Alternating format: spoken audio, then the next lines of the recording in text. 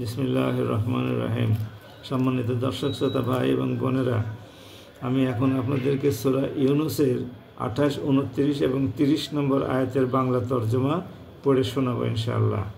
শুনুন, মহান রাব্বুল আলামিন আমাদের উদ্দেশ্যে কি বলছেন।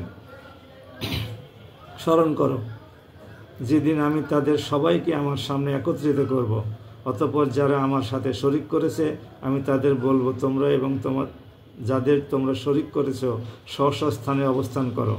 এরপর আমি তাদের পরস্পরকে আলাদা করে ফেলব এবং যাদের তারা শরিক করেছিল তারা বলবে, না, তোমরা কখনোই আমার উপাসনা করতে না। আজ আল্লাহ তাআলাই আমাদের এবং তোমাদের মাঝে সাক্ষ্য প্রদানকারী হিসেবে যথেষ্ট। আমরা তোমাদের উপাসনার ব্যাপারে আসলেই গাফেল ছিলাম। এভাবেই সেদিন প্রত্যেক ব্যক্তি যা সে করে এসেছে পুরোপুরি জানতে পারবে এবং সবাইকে তাদের আসল মালিক আল্লাহ তাআলার কাছে ফিরিয়ে নেওয়া হবে। আল্লাহ তাআলা সম্পর্কে তারা যেসব মিথ্যা ও অলীক কথাবার্তা উদ্ভাবন করত, নিমিষেই তা তাদের কাছ থেকে হারিয়ে যাবে। সম্মানিত ভাই এবং বোনেরা, শুনলেন, মৃত্যুর পরে আমাদেরকে একত্রিত করা হবে, পুনরুজ্জীবিত করা হবে। কাজেই ঈমানের একটা অংশ হলো পুনরুজ্জীবনে বিশ্বাস করা, পরকালে বিশ্বাস করা। সম্মানিত ভাই এবং বোনেরা, যারা আল্লাহর সাথে শরিক করে তাদের বিষয় এখানে বর্ণনা করা হয়েছে। যাদের তারা পূজা উপাসনা করত তাদেরকেও হাজির করা হবে, যারা পূজা উপাসনা করত তাদেরকেও মুখোমুখি দাঁড় করানো হবে। দাঁড় করানোর পরে যাদের পূজা করা হতো তারা বলবে যে, তোমরা আমাদের কোনো উপাসনা পূজা করো নাই, আমরা এসব ব্যাপারে কিছুই জানি না। আল্লাহ আমাদের রব এবং তিনি আমাদেরকে মাঝে এবং তোমাদের মাঝে সাক্ষ্য প্রমাণ হিসেবে যথেষ্ট, অর্থাৎ তার সাক্ষী এখানে চূড়ান্ত।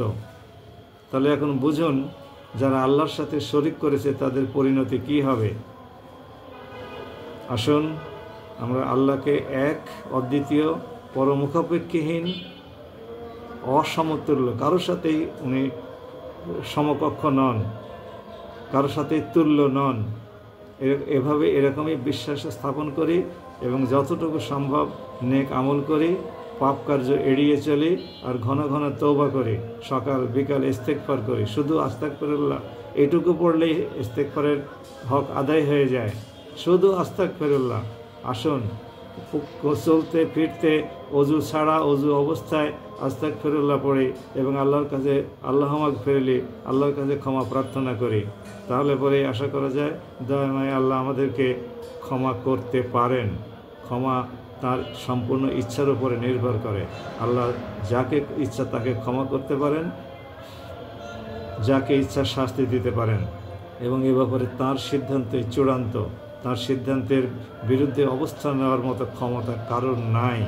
এই বিশ্বাসটুকু অন্তত অন্তরে ধারণ করি, তাহলে পরে আমাদের অনেকগুলো নেক কাজ করা সহজ হয়ে যাবে ইনশাআল্লাহ এবং নেক কাজের প্রতি আগ্রহ, আনন্দ সৃষ্টি হবে। দয়াময় আল্লাহ আমাদেরকে তৌফিক দান করুন। সবাই ভালো থাকুন।